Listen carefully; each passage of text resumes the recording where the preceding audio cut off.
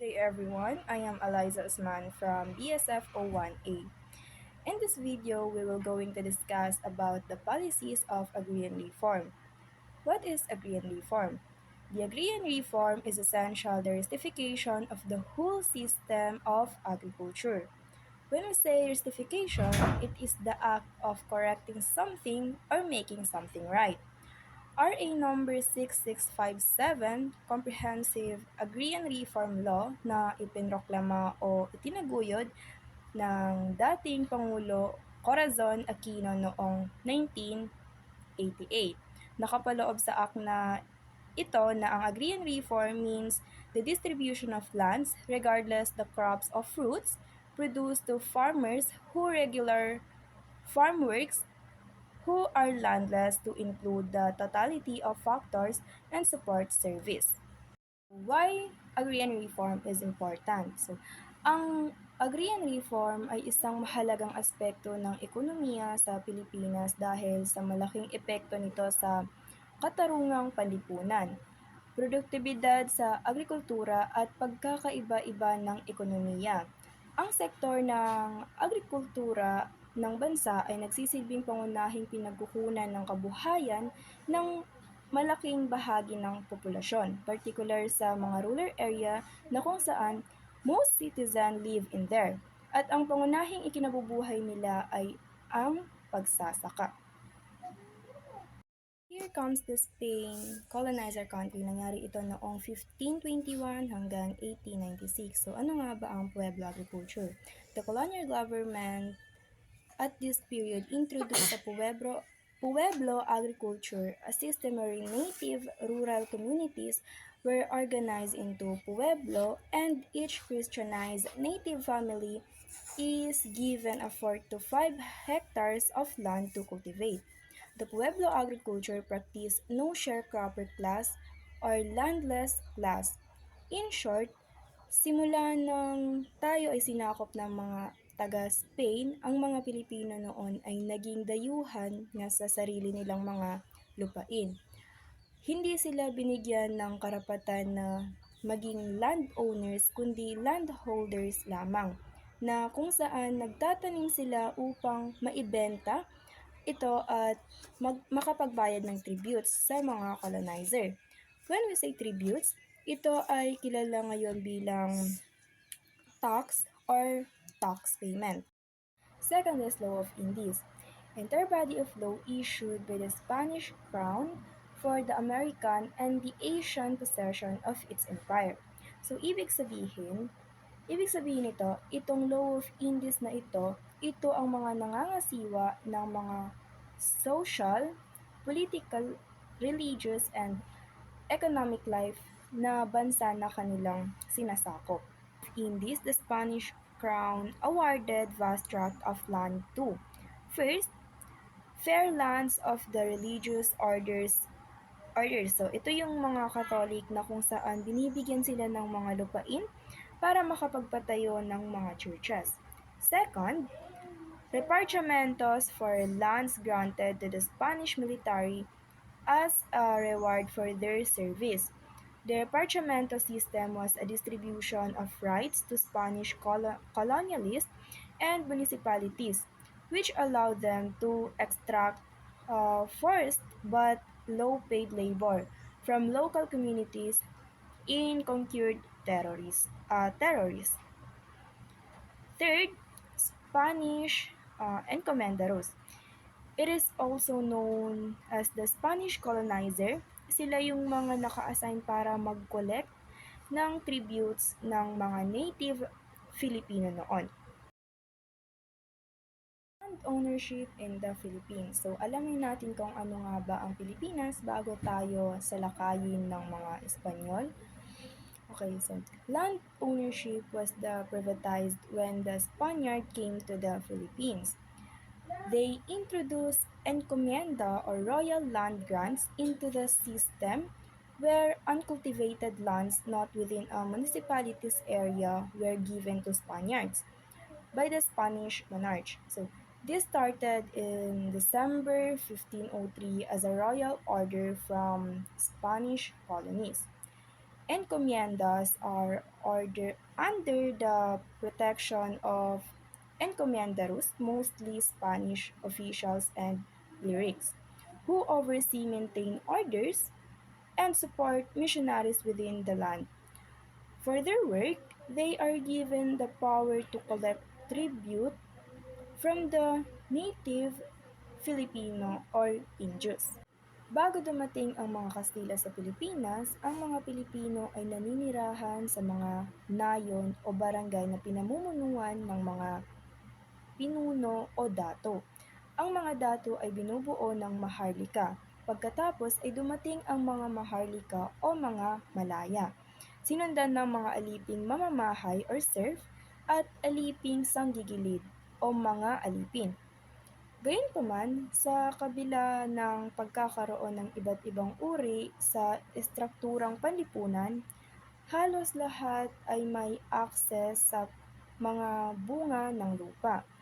Ang ang alam ay hindi nila alam ang pera at bigas ang nagsisilbing daluyan ng palitan.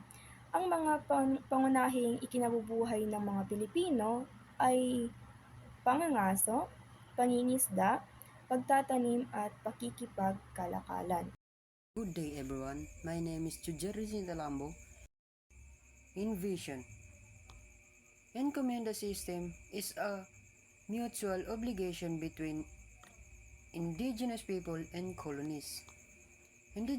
Indigenous people would provide limited tribute and labor, and colonies would provide religious and cultural instruction. So in vision daw ay ang sistema ng encomienda ay mutual, mga obligasyon sa pagitan ng mga katutubo at kolonista. Ang mga katutubo ay magbibigay ng limitadong parangal at paggawa at ang kolonista ay magbibigay ng pagtuturo sa reliyon at kultura. Ang pag-iisip sa kasaysayan ng Pilipinas ay kinabibilangan ng pag-iisip ng isang salaysay na hinubog ng kolonisasyon, paglaban at pagsasanib ng kultura. Mula sa mga sinaunang katutubong lipunan hanggang sa Espanyol, Amerikano at Hapones. Ang bawat panahon ay nag-ambag sa pambansang pagkakakilanlan ang mga mahahalagang kaganapan tulad ng revolusyon, ang deklarasyon ng kalayaan at ang People Power Revolution ay nagtatampok sa mga pagkikibaka para sa soberanya at demokrasya. Ang pangwakas na pananaw ay sumasalamin sa pagkakaibang lipunan na tinatanggap ang pamana nito habang nagsusumikap para sa pag-unlad at pagkakaisa. 1865. The Spanish Crown made a law ordering landholders to register their landholding.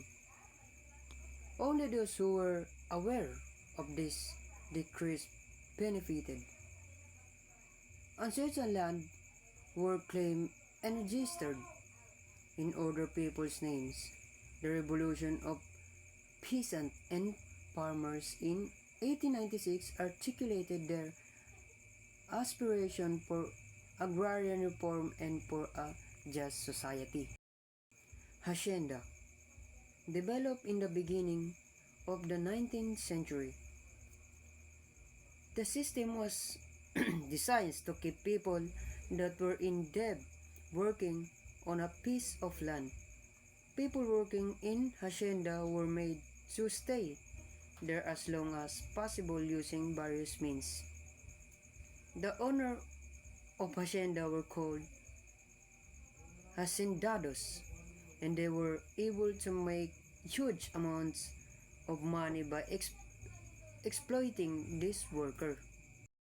So sabi dito is hacienda ay binuo sa simula ng ikalabing-siyam na siglo. Ang sistema ay idinisenyo upang panatilihing nagtatrabaho ang mga taong may utang sa isang piraso ng lupa. Ang mga taong nagtatrabaho sa hacienda ay ginawang manatili doon hanggat maaari gamit ang iba't ibang paraan. Ang may-ari ng asyenda ay tinawag na mga hasendados at nagawa nilang kumita ng malaking halaga sa pamamagitan ng pagsasamantala sa mga manggagawang ito. Hello and good morning, everyone. Okay, now let's proceed to land ownership in the Philippines under Americans. The American were that the main cause of social unrest in the Philippines was landlessness.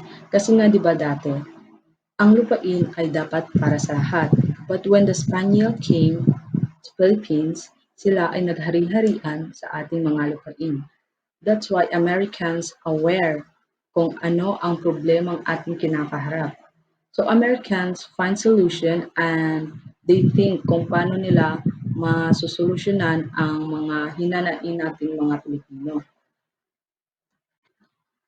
And then they attempt to put an end to end the deplorable condition of the tenant farmers by passing several land policies to increase the small landholders and distribute ownership to a bigger number of Filipino tenants and farmers. When we say tenant farmers, ito ay yung mga nangungupahang mga farmers kung saan sila ay nagpasa ng several lands. One of the significant legislation is ang Philippine Bill of 1902. Philippine Bill of 1902, known as Corporate Act. It was enacted by the United States Congress noong July 1, 1902. Ang agad itong pinirmahan ni President Theodore Roosevelt noong July 2, 1902. Philippine Bill, Philippine Bill of 1902 provide regulation on the disposal of public lands. A private individual may own 16 hectares of land, while corporate landholders may have 1,024 hectares. American was also given right to own agricultural lands in the country. Ang kadahilanan kaya nila dinidispose ang public land is para rin sa mga Pilipino.